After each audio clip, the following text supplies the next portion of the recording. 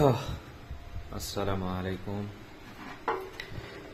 আজকের রান্না আমি করছি লাউ, মাছ, আলু।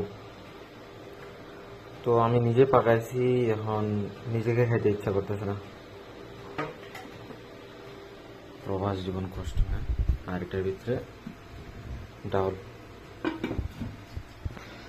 আর এখানটা ভাত।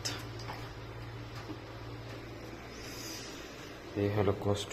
এখন তো নিজেকে খাওয়ার ইচ্ছা করে না, এখন বাকি বিকল্প রাস্তা খুঁজতে হবে। ফ্রিজে কি আছে দেখতে হবে। ফ্রিজ তো ফাঁকা, শুধু টমেটো সালাদ সালাদ করতে হবে। সালাদ আর ভাত, এটা হলো জীবন, প্রবাস জীবন।